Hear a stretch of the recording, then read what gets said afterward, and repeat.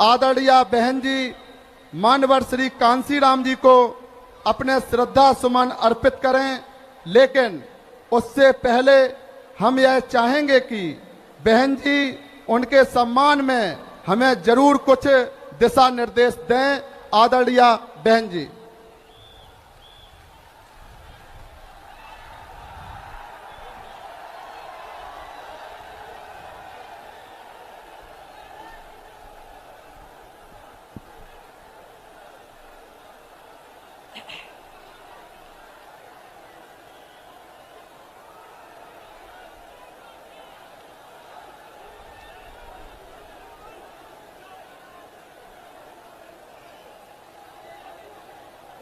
उत्तर प्रदेश के कोने कोने से आए हुए बीएसपी के सभी छोटे बड़े पदाधिकारियों एवं कार्यकर्तागण, जैसा कि आप लोगों को ये विदित है कि आज दिनांक 9 अक्टूबर को बीएसपी के जन्मदाता एवं संस्थापक मान्यवर श्री कांशीराम जी की पुण्यतिथि है, जिन्होंने अपनी पूरी जिंदगी अपने संतों, गुरुओं व महापुरुषों में भी विशेषकर परम पूज्य बाबा साहब डॉक्टर भीमराव अंबेडकर के बताए हुए रास्तों पर चलकर देश के करोड़ों दलितों, आदिवासियों, पिछड़े वर्गों, धार्मिक अल्पसंख्यकों तथा अन्य उपेक्षित वर्गों के लोगों को भी अपने पैरों पर खड़ा करने के लिए समर्पित की है। अब वो हमारे बीच में नहीं रहे हैं। ऐसे महान व्यक्तित्व को आज मैं उनकी पुण्यतिथि पर अपनी व उत्तर प्रदेश सहित पूरे देश में पार्टी से जुड़े सभी लोगों की तरफ से भी पूरे तहे दिल से इनको श्रद्धा सुमन अर्पित करती हूँ तथा नमन भी करती हूँ। साथ ही यूपी व देश के अन्य राज्यों में भी इनके अपार अनुयायी जिस भी रूप में आज इनकी पुण्यतिथि का कार्यक्रम आयोजित करके इनको अपने श्रद्धा सुमन अर्पित कर रहे हैं, उनका भी मैं अपनी व पार्टी की ओर से आभार प्रकट करती हूँ। और अब मैं इस मौके पर आप लोगों का ध्यान खासकर यूपी, उत्तराखंड व पंजाब स्टेट में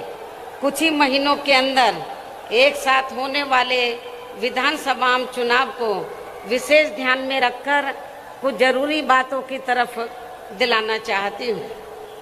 जिन इन तीनों राज्यों में हमारी पार्टी पूरी तैयारी व दमदारी के साथ ये चुनाव लड़ रही है, जिसे मद्देनजर रखते हुए अब मैं सबसे पहले कमजोर एवं उपेक्षित वर्गों के लोगों को ये कहना जरूरी समझती हूँ कि बाबा साहब डॉक्टर भीमराव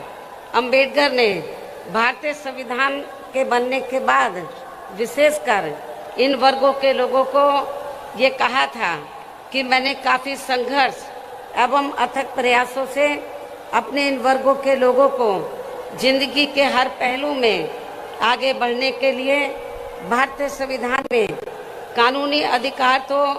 जरूर दिला दिए हैं, लेकिन उनका सही व पूरा लाभ लेने के लिए इन्हें केंद्र में ही बल्कि 4 बार सरकार बनाने का मौका मिला है। और इस दौरान वैसे तो हमने यहाँ सर्व समाज के हितों का पूरा ध्यान रखा है, लेकिन सभी मामलों में प्राथमिकता पहले हमने यहाँ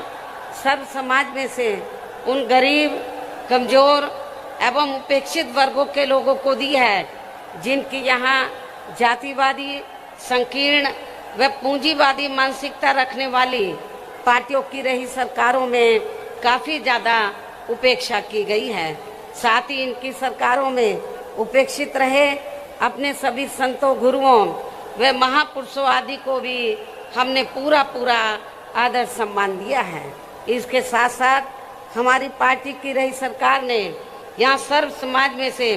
विशेषकर गरीबों, मजदूरों, बेरोजगारों, किसानों, छोटे व्यापारियों, कर्मचारियों, वकीलों एवं अन्य मेहनतकश लोगों के साथ साथ छात्रों, युवाओं, महिलाओं व बुजुर्गों आदि के हितों में भी अनेकों ऐतिहासिक कार्य किए हैं तथा प्रदेश का हर स्तर पर काफी विकास भी किया है, जिनको सत्ता परिवर्तन होने पर अब विरोधी लोग किसी न किसी रूप में अधिकांश उन्हीं को ही भुना रहे हैं और अब तो केंद्र व अन्य राज्यों की भी सरकारें इनकी काफी नकल कर रही हैं। इसके साथ ही यहाँ बिगड़ी हुई कानून व्यवस्था को भी काफी हद तक सुधारा गया है। इतना ही नहीं बल्कि जब यूपी में सन 2007 में पहली बार यहाँ बीएसपी की अकेले ही पूर्ण बहुमत की सरकार बनी थी तो तब फिर हमने यहाँ प्रदेश व यहाँ की आम जनता का काफी युद्ध स्तर पर चौतरफा विकास व उद्धार आदि किया था। यहाँ बेहतरीन कानून व्यवस्था भी दी थी जिसकी पूरे देश में काफी सराहना भी की गई थी, लेकिन ये सब यहाँ हमारी विरोधी पार्टियों को अच्छा नहीं लगा और इसके बाद तब से यहाँ सभी जातिवादी, संकीर्ण व पूंजीवादी पार्टियां अंदर अंदर एकजुट होकर व किस्म किस्म के हथकंडे आदि इस्तेमाल करके बीएसपी को सत्ता में आने से रोकने में लगी हैं, जिसकी खास वजह से ही पिछले 2 विधानसभा आम चुनावों में हमारी पार्टी यहाँ सत्ता में आसीन नहीं हो सकी है। लेकिन इस दौरान चाहे यहाँ सपा सत्ता में रही हो या बीजेपी सत्ता में आसीन है, किंतु यहाँ की जनता इन दोनों सरकारों में काफी ज्यादा दुखी रही है, ये भी सर्वविदित है। और अब प्रदेश की जनता बीएसपी के शासन काल को ही याद कर रही है और यहाँ सत्ता परिवर्तन करने के लिए काफी हद तक अपना मन भी बना चुकी है और ऐसे में अब इस बार यहाँ बीएसपी की सरकार बनना लगभग तय है, जिसके लिए पार्टी के लोगों को अभी से ही यहाँ सभी विरोधी पार्टियों के साम दाम दंड भेद आदि हथकंडों से भी जरूर सावधान रहना है। हालांकि अभी तक इन्होंने जिन जिन हथकंडों को भी इस्तेमाल किया है तो उनके बारे में मैं पार्टी के लोगों को समय समय पर काफी हद तक सजग भी करती रही हूँ, किंतु फिर भी इस संबंध में सावधानी के तौर पर यहाँ मैं आप लोगों को ये कहना जरूरी समझती हूँ कि यहाँ प्रदेश में कुछ ऐसी भी छोटी छोटी पार्टियां व संगठन आदि हैं जो अकेले या फिर गठबंधन करके भी ये चुनाव लड़ सकते हैं। इनका मकसद कोई चुनाव जीतना नहीं होता है, बल्कि अपने स्वार्थ में पर्दे के पीछे से खासकर सत्ताधारी पार्टी को फायदा पहुंचाने के लिए ही होता है और फिर ये लोग उन्हीं के हिसाब से अपने उम्मीदवार भी चुनाव में खड़ा करते हैं। इसलिए ऐसी पार्टियों व संगठनों को अपनी जात बरादरी व रिश्ते नातों आदि के भी चक्कर में पड़कर इन्हें अपना वोट देकर कतई भी खराब नहीं करना है, वरना फिर से यहाँ बीजेपी सत्ता में वापस आ सकती है। इसके साथ ही प्रदेश में एक पार्टी तो ऐसी भी है जो दूसरी पार्टियों के स्वार्थी व टिकटार्थी किस्म के लोगों को अपनी पार्टी में शामिल करा के अपने कुनबे व परिवार आदि को बढ़ाने में लगी रहती है, जिसके शासन काल में यहाँ की जनता खासकर कानून व्यवस्था के मामले में काफी ज्यादा दुखी रही है। ऐसी पार्टी के बहकावे में भी आप लोगों को कतई भी नहीं आना है। इसके साथ ही चुनाव घोषित होने से कुछ समय पहले व वोट पड़ने तक भी हमारी पार्टी को नुकसान पहुंचाने के लिए या खासकर जातिवादी मीडिया या फिर बीएसपी के विरुद्ध प्रायोजित किया गया मीडिया भी बीएसपी की स्थिति को जानबूझकर काफी कमजोर करके दर्शाता रहेगा, जिससे भी पार्टी के लोगों को बिल्कुल भी गुमराह नहीं होना है। और इस संबंध में हम जल्दी ही मुख्य चुनाव आयोग को भी एक चिट्ठी लिखेंगे कि किसी भी स्टेट में जब विधानसभा आम चुनाव का समय 6 महीने रह जाए तो तब से लेकर वोट पड़ने तक सभी एजेंसी के सर्वे पर रोक लगनी चाहिए, ताकि उसकी आड़ में जो कुछ एजेंसी का धंधा चल रहा है तो वे बंद हो जाए तथा फिर चुनाव भी प्रभावित ना हो सके। जैसे आप लोगों को ये मालूम है कि बंगाल में जब विधानसभा का आम चुनाव चल रहा था तो वहाँ पर रिजल्ट आने से पहले तो सर्वे वाले तो ममता बनर्जी को बहुत पीछे दिखा रहे थे, लेकिन जब रिजल्ट आया तो उल्टा आया और जो सत्ता के सपने देख रहे थे तो वो बाहर वो उनका सपना चकनाचूर हो गया और ममता बनर्जी तो भारी बहुमत से वहाँ सत्ता में पुनः वापस आ गई। इसलिए आप लोगों को ये जो सर्वे वगैरह है इनके बहकावे में कतई नहीं आना है। इतना ही नहीं बल्कि अब तो चुनाव के नजदीक बीजेपी की केंद्र व यूपी की सरकार यहाँ अपनी पार्टी के पक्ष में हवा बनाने के लिए जिस प्रकार से सरकारी मशीनरी का इस्तेमाल कर रही है ये भी किसी से छिपा नहीं है। हो सकता है कि जब इससे भी इनका काम चलने वाला नहीं है तो तब फिर ये पार्टी आखिर में इस चुनाव को किसी भी मामले में हिंदू मुस्लिम सांप्रदायिक रंग देकर तथा उसकी आड़ में भी राजनीतिक फायदा उठाने का पूरा प्रयास कर सकती है। उसे भी ध्यान में रखकर आपको ये चुनाव लड़ना है। इसके साथ साथ आजकल ये बात भी काफी चर्चा में है कि इस बार चुनाव में बीजेपी अपने बड़े बड़े पूंजीपतियों व धन्ना सेठों आदि से काफी धन खर्च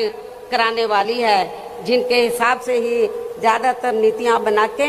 ये लोग अपनी सरकार चलाते हैं, जिसकी खास वजह से ही अब पूरे देश के किसान केंद्र सरकार के बनाए गए तीनों कृषि कानूनों को लेकर अभी तक भी काफी आक्रोशित व आंदोलित भी हैं और अब तो आंदोलित किसानों का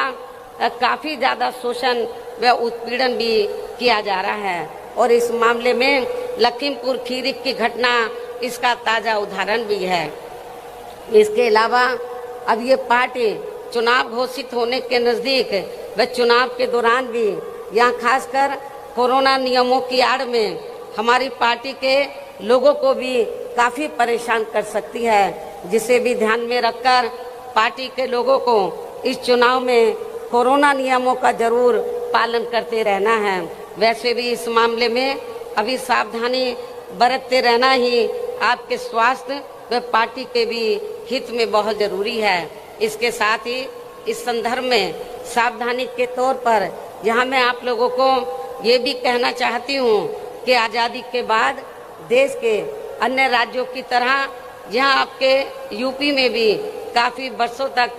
ज्यादातर कांग्रेस पार्टी ही सत्ता में आसीन रही है। यही स्थिति केंद्र में भी थी,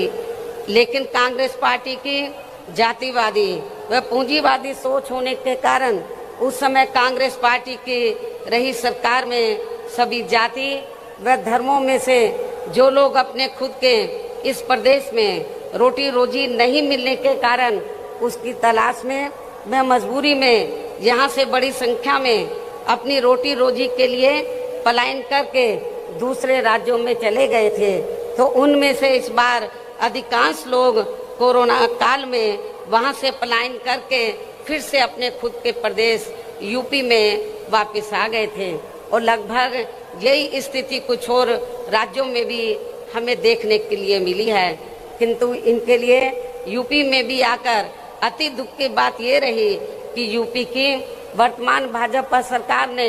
ना तो इनकी रोजमर्रा की जरूरतों को पूरा किया तथा ना ही इनको रोटी रोजी के साधन देकर इन्हें यहाँ स्थापित करने का भी कोई प्रयास किया है, जिससे दुखी होकर तब ये लोग यूपी से लॉकडाउन के हटते ही यहाँ से पुनः पलायन करके अपनी रोटी रोजी के लिए फिर से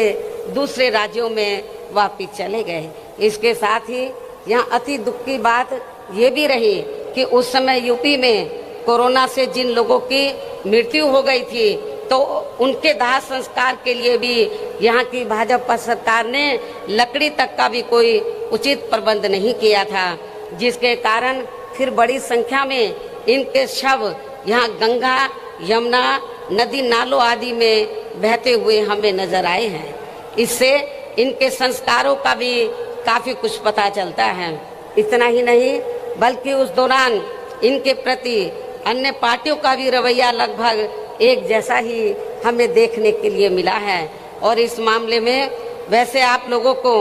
ये मालूम है कि खासकर यूपी व बिहार के जो गरीब एवं बेरोजगार लोग अपनी रोटी रोजी के लिए बड़ी संख्या में दिल्ली व महाराष्ट्र के मुंबई में जाकर बस गए थे, तो ये लोग कोरोना काल में वहाँ की सरकारों की रही अनदेखी की वजह से ज्यादातर पलायन करके वापस अपने मूल प्रदेश यूपी व बिहार में आ गए थे। जबकि महाराष्ट्र में तो वहाँ शिवसेना, कांग्रेस व एनसीपी की मिली जुली सरकार चल रही थी, जिन्होंने ऐसे समय में भी इनके वहाँ ठहरने व खाने आदि की कोई भी उचित व्यवस्था नहीं की थी। और अब इन पार्टियों के लोग यहाँ यूपी में होने वाले विधानसभा चुनाव में अपने वोट की खातिर किस्म किस्म की लंबी चौड़ी बातें कर रहे हैं। इसके साथ साथ उस समय ओबीसी की पार्टी ने भी यहाँ यूपी में आकर ऐसे आए हुए लोगों में से अपने खुद के मुस्लिम भाइयों की भी कोई मदद नहीं की थी, जो अब यहाँ आकर खासकर मुसलमानों का वोट लेने के लिए काफी बड़ी बड़ी बात कर रहे हैं। और इस मामले में जहाँ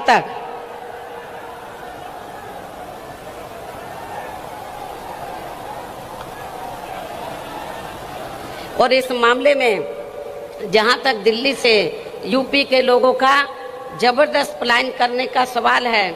जहां पर श्री केजरीवाल के नेतृत्व में आम आदमी पार्टी की सरकार चल रही है, तो अब ये पार्टी भी यहाँ यूपी में आकर अपनी पार्टी को मजबूत बनाने के लिए काफी लंबी चौड़ी बातें कर रही है। जबकि इस आम आदमी पार्टी की सरकार ने भी यूपी से अपनी रोटी रोजी के लिए दिल्ली में जाकर बसे लोगों की यहाँ कोरोना काल में उनकी रोजमर्रा की जरूरतों को पूरा करने की बात तो बहुत दूर की रही, बल्कि इस पार्टी ने उनको यूपी में वापस भेजने तक की भी कोई उचित व्यवस्था नहीं की थी। लेकिन सोचने की बात यह है कि अब यही आम आदमी पार्टी यहाँ यूपी में होने वाले विधानसभा चुनाव में अपनी पार्टी के लिए यहाँ के लोगों से उनका सहयोग व समर्थन आदि मांग रही है, जिसका यूपी के लोगों को अब इसी चुनाव में इनको यहाँ सबक सिखाना बहुत जरूरी है। इतना ही नहीं बल्कि अब ये आम आदमी पार्टी यहाँ यूपी में आकर दिल्ली की तरह खासकर बिजली, पानी व स्वास्थ्य आदि को लेकर जो किस्म किस्म की रियायतें देने की बात कर रही है, तो उनमें बिल्कुल भी सच्चाई नहीं है, क्योंकि वहाँ पर ऐसे कुछ भी जमीनी हकीकत में कार्य नहीं हुए हैं, बल्कि इन मामलों में इनके कागजों में ही अधिकांश लीपापोती होती रही है। इसके साथ साथ अब यह आम आदमी पार्टी ये भी कह रही है कि दिल्ली की तरह ही यहाँ यूपी के लोगों को भी रोजगार दिए जाएंगे, साथ ही रोजगार नहीं दिए जाने पर उन्हें बेरोजगारी भत्ता भी दिया जाएगा, जिसमें भी रत्ती भर कोई सच्चाई नहीं है। ये बात बिल्कुल झूठ व हवाई है, क्योंकि यदि आम आदमी पार्टी ने दिल्ली में यहाँ बेरोजगार लोगों को रोजगार या बेरोजगारी भत्ता आदि दिया होता, तो फिर दिल्ली में जाकर बसे यूपी व बिहार के लोगों को भी कोरोना काल में दिल्ली छोड़कर यहाँ यूपी व बिहार में वापस नहीं आना पड़ता। इसलिए अब यहाँ बीजेपी, सपा व कांग्रेस पार्टी के साथ साथ आम आदमी पार्टी, ओबीसी की पार्टी, शिवसेना व अन्य और भी पार्टियां जो अपने अपने वोट की खातिर अभी से ही यूपी की जनता को किस्म किस्म के वायदे कर रही हैं, तो वो केवल हवाई है, उसमें रत्ती भर भी दम नहीं है। वैसे भी इस बार चुनाव में सभी विरोधी पार्टियां अपने अपने चुनावी घोषणा पत्रों में कुछ ज्यादा ही प्रलोभन भरे चुनावी वायदे करने वाली हैं, जिनके बहकावे में भी प्रदेश की जनता को कतई भी नहीं आना है, जिन्हें सत्ता में आने के बाद ये पार्टियां अधिकांश अमल में नहीं लाती हैं।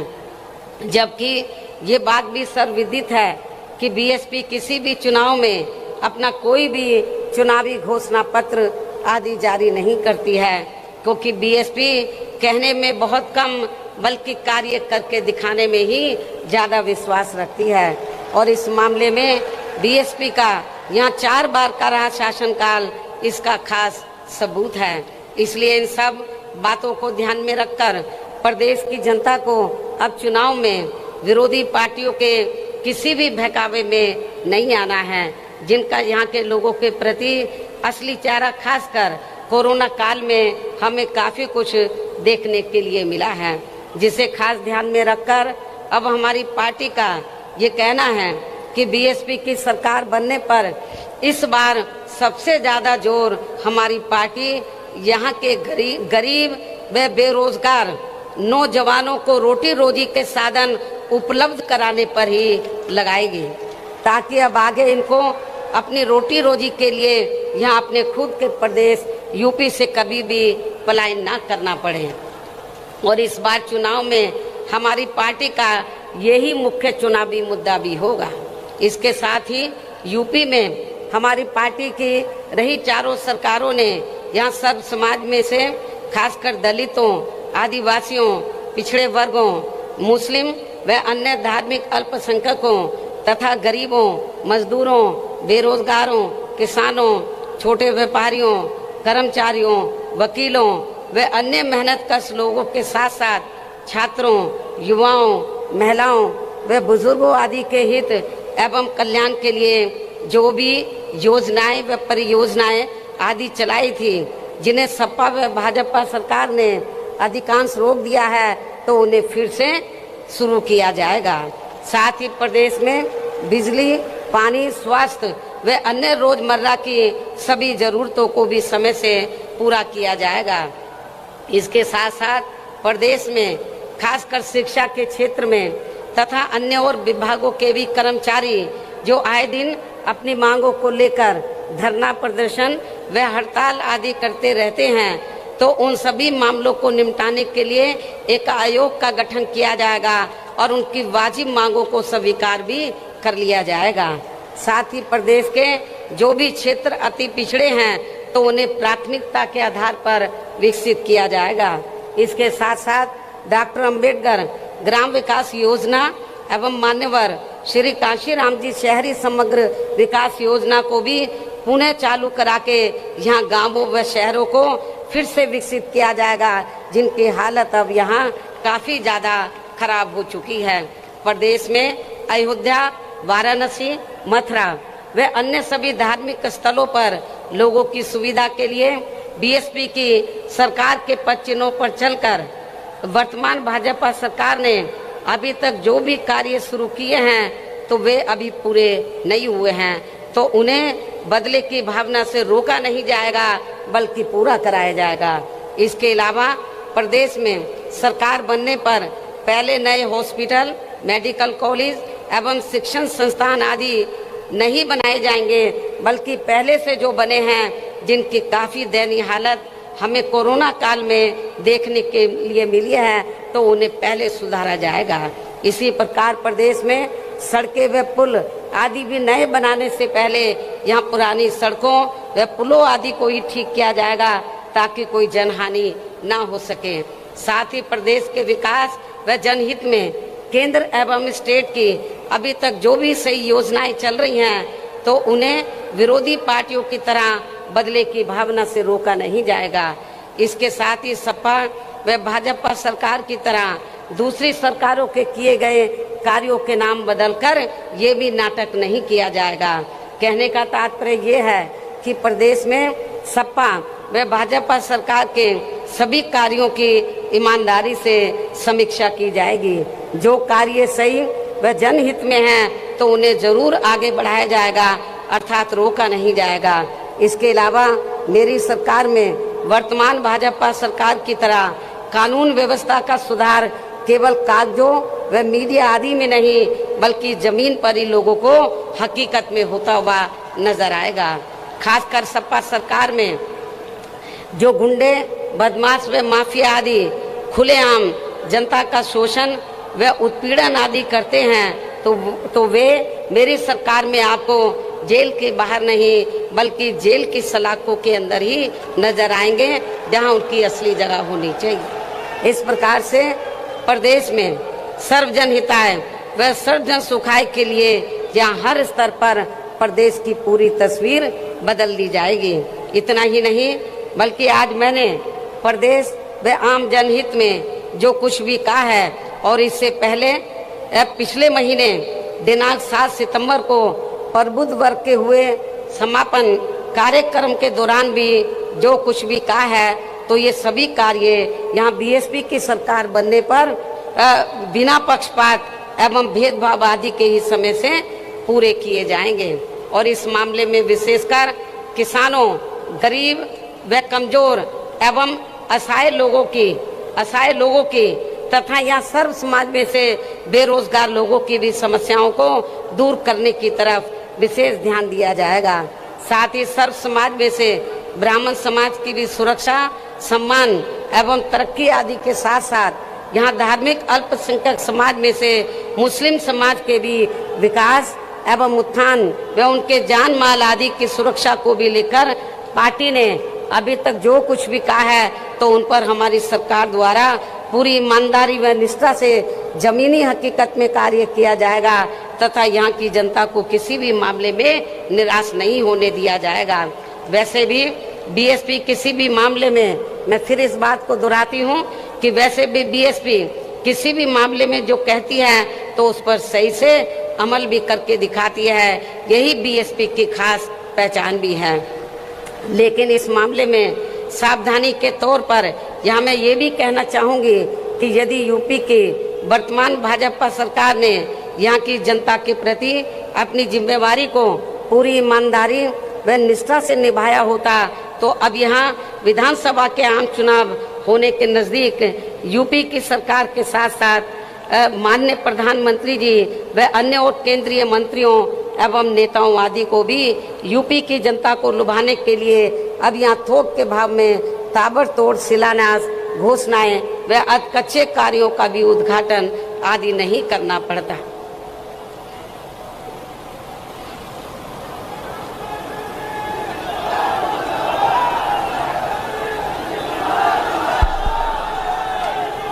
आवाज को ज्यादा मत खोलो। इसके साथ ही नाराज चल रहे किसानों को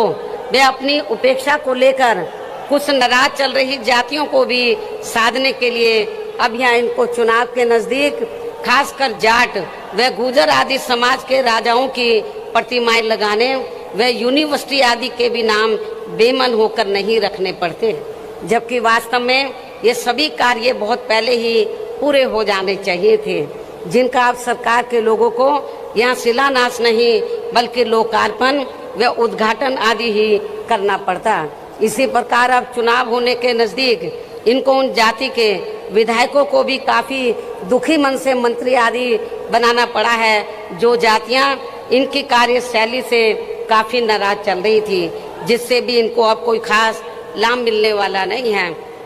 ऐसे में अब प्रदेश की जनता यूपी व केंद्र सरकार के भी आसानी से बहकावे में आने वाली नहीं है। और अब मेरा यही कहना है कि यदि आप लोग मेरी इन सब बातों को ध्यान में रखकर तथा हर प्रकार की सावधानी बरतते हुए ये चुनाव लड़ते हैं तो फिर इस बार यहाँ बीएसपी की सरकार को बनने से कोई भी ताकत रोक नहीं पाएगी, अर्थात फिर यहाँ बीएसपी की सरकार जरूर बनेगी। और ऐसा हो जाने पर फिर यही आज पार्टी के लोगों की मान्यवर श्री कांशीराम जी के प्रति सच्ची श्रद्धा भी होगी। इस उम्मीद के साथ ही मैं आप लोगों को पार्टी के आगे के प्रोग्राम के बारे में ये भी बताना चाहती हूँ कि इसी महीने दिनांक 21 अक्टूबर सन 2021 से प्रदेश की प्रत्येक विधानसभा में उसके सभी सेक्टरों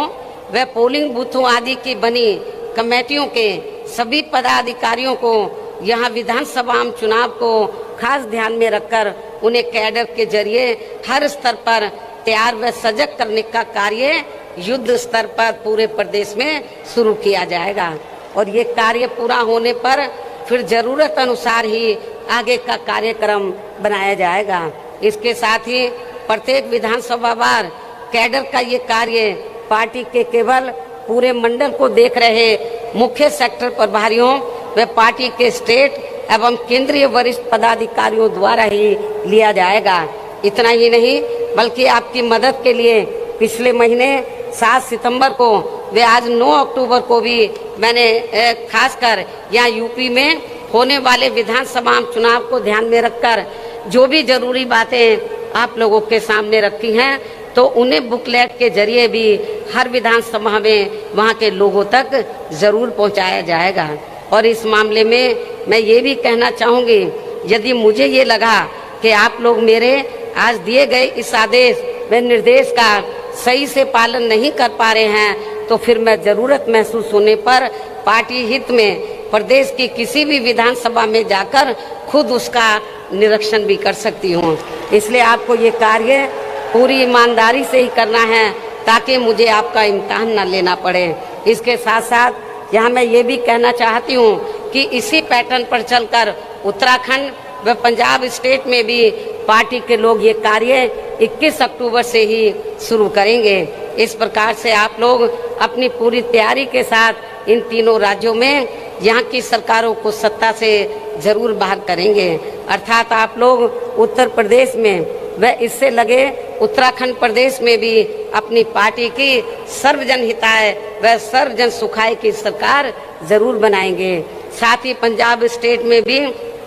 बीएसपी व अकाली दल गठबंधन की श्री सुखबीर सिंह बादल जी के नेतृत्व में यहाँ भी अपनी सरकार जरूर बनाएंगे। इस भरोसे के साथ ही अब मैं मान्यवर श्री कांशीराम जी की पुण्यतिथि के मौके पर केंद्र की सरकार से इनको भारत रत्न की उपाधि से सम्मानित करने की भी जोरदार मांग करती हूँ और इसके लिए इनसे ये विशेष आग्रह भी करती हूँ। हालांकि इस मामले में हमें ये मालूम है कि केंद्र में कोई भी जातिवादी सरकार जल्दी से हमारे दलित वर्ग के महान व्यक्तित्व को इस उपाधि से सम्मानित करने वाली नहीं है और इस संदर्भ में बाबा साहब डॉक्टर भीमराव अंबेडकर का खास उदाहरण आप लोगों के सामने है। आप लोगों को मालूम है कि बाबा साहब ने तो देश का संविधान बनाया और जब केंद्र में अंग्रेजों के जाने के बाद कांग्रेस सत्ता में आई, राज्यों में भी रही, तो कांग्रेस की जिम्मेवारी बनती थी कि बाबा साहब को भारत रत्न की उपाधि से सम्मानित करना चाहिए था। लेकिन कांग्रेस की केंद्र की सरकार ने बाबा साहब को भारत रत्न की उपाधि से सम्मानित नहीं किया और नतीजा क्या हुआ, हमारे लोग इसके लिए काफी संघर्ष करते रहे लेकिन सफलता नहीं मिली क्योंकि कांग्रेस पार्टी नहीं चाहती थी कि दलितों को और खासकर बाबा साहब को ये सम्मान मिले। उसके बाद जब बीएसपी बनी और 1989 में जब केंद्र में जनता दल की सरकार बनी श्री बीपी सिंह के नेतृत्व में और कांग्रेस सत्ता से बाहर हुई और मिली जुली सरकार बनी तो उस समय हमारी पार्टी के 3 एमपी जीत कर आए थे। मैं खुद भी जीत कर आई थी 1989 में बिजनौर से। तो उस समय श्री बीपी सिंह जी ये चाहते थे कि हम लोग सरकार में शामिल हो जाएं। हमने श्री बीपी सिंह को ये कहा कि हमें कोई मंत्री का पद नहीं चाहिए, हम केवल 2 ही आपसे मांग कर रहे हैं, एक तो बाबा साहब को भारत रत्न की उपाधि से सम्मानित किया जाए और दूसरा मंडल कमीशन की रिपोर्ट लागू की जाए। तो श्री बीपी सिंह जी ने हमारी बात को मान लिया और श्री बीपी सिंह जी की सरकार में ही बाबा साहब को भारत रत्न की उपाधि से सम्मानित किया गया और पिछड़े वर्ग की मंडल कमीशन की रिपोर्ट लागू हुई। लेकिन ये बीजेपी को उस समय अच्छा नहीं लगा, जो आज जनगणना का भी विरोध कर रहे हैं ओबीसी का, और उन्होंने श्री बीपी सिंह की सरकार ज्यादा दिन नहीं चलने दी और उनकी सरकार गिर गई। इसलिए अब चाहे ये पार्टी अर्थात कांग्रेस पार्टी, इसलिए कांग्रेस ने यदि ऐसा किया होता तो आज कांग्रेस की हालत ऐसी नहीं होती। इसलिए अब चाहे ये पार्टी अर्थात कांग्रेस पार्टी दलित को किसी भी स्टेट का मुख्यमंत्री व देश का प्रधानमंत्री तथा पार्टी का हेड भी क्यों ना बना दे, तो भी दलित वर्ग के लोग बाबा साहब का ये अपमान भूलने वाले नहीं हैं। इसके साथ ही पिछड़े वर्ग के व्यक्ति को भी ये सभी महत्वपूर्ण पदों पर भी क्यों ना रख लें, तो भी इस वर्ग के लोग कांग्रेस को जल्दी से माफ करने वाले नहीं हैं, जिसने केंद्र में अपनी सरकार के रहते हुए इनकी मंडल कमीशन की रिपोर्ट को लागू नहीं किया था। इसी प्रकार अब कांग्रेस पार्टी किसानों के मुद्दे की आड़ में खासकर सिख समाज को लुभाने के लिए कितनी भी नाटकबाजी क्यों ना कर ले, तो भी देश में सिख समाज के लोग कांग्रेस के राज में हुए सिख दंगों को आसानी से भुलाने वाले नहीं हैं। संक्षेप में अब मेरा यही कहना है कि केंद्र में जब तक जातिवादी सरकारें चलती रहेंगी, जातिवादी मानसिकता वाली सरकारें चलती रहेंगी, तो तब तक यहाँ दलित वर्ग के महान व्यक्तित्व को आसानी से भारत रत्न की उपाधि से सम्मानित नहीं किया जाने वाला है। लेकिन फिर भी हमारी पार्टी का मान्यवर श्री कांशीराम जी को ये सम्मान दिलाने का प्रयास हमेशा जारी रहेगा। वैसे भी किसी भी मामले में कांग्रेस में अन्य जातिवादी पार्टियों को भी यहाँ दलित, आदिवासी व पिछड़े वर्ग के लोग केवल इन्हें अपनी मुसीबत व मजबूरी आदि में ही याद आते हैं। ये सब हमें पिछले महीने पंजाब स्टेट में भी काफी कुछ देखने के लिए मिला है। इसे भी हमारे लोगों को जरूर ध्यान में रखकर चलना चाहिए। इन्हीं जरूरी बातों के साथ ही अब मैं मान्यवर श्री कांशीराम जी की प्रतिमा पर अपने श्रद्धा सुमन अर्पित करती हूँ तथा मेरे बाद यहाँ भारी संख्या में आप ये देखो चारों तरफ भीड़ ही भीड़ है, और जितने लोग अंदर हैं इससे काफी ज्यादा लोग बाहर भी हैं। तो आप लोग अपने खुद के साधनों से चलकर, तो कल से आप लोग इधर आए हुए हैं। आपको जब मालूम पड़ा कि मान्यवर श्री कांशीराम जी की पुण्यतिथि के मौके पर मैं खुद यहाँ पर स्मारक स्थल पर पहुँचने वाली हूँ, तो मेरे मना करने के बावजूद भी आप लोग नहीं रुके और बड़े पैमाने पर आप लोग यहाँ पर लाखों की संख्या में इधर पहुँचे हैं। इसके लिए तो मैं आप लोगों की बहुत बहुत आभारी हूँ। और मुझे पूरा भरोसा है, खास तौर से जो विरोधी लोग ये कहते हैं कि बीएसपी कहीं पिक्चर में नजर नहीं आ रही है, मेरे ख्याल अभी तक पिछले कई महीनों में जितने प्रोग्राम कांग्रेस ने, सपा ने, बीजेपी ने किए हैं, जितनी भीड़ उनके प्रोग्राम में अभी तक आई है उससे कई गुना भीड़ आज बीएसपी के अकेले एक प्रोग्राम में आप लोगों को देखने के लिए मिल रही है, मीडिया को देखने के लिए मिल रही है। तो अब मैं आप लोगों का और ज्यादा समय न लेते हुए अब मैं मान्यवर श्री कांशीराम जी की प्रतिमा पर अपने श्रद्धा सुमन अर्पित करती हूँ तथा मेरे बाद यह भारी संख्या में आए पार्टी के लोग भी खासकर कोरोना नियमों का पालन करते हुए पूर्व की तरह ही पूरे अनुशासित तरीके से इनको अपने श्रद्धा सुमन अर्पित करके तब फिर अपने अपने जिलों में सावधानी पूर्वक वापिस चले जाएंगे और फिर ये लोग पार्टी के आज घोषित किए गए कार्य में पूरे जी जान से जुट जाएंगे। इस उम्मीद के साथ ही अब मैं आप लोगों से यही रजा लेती हूँ। जय भीम, जय भारत। बहुजन समाज पार्टी जिंदाबाद, जिंदाबाद, जिंदाबाद। बहुजन समाज पार्टी जिंदाबाद, जिंदाबाद, जिंदाबाद।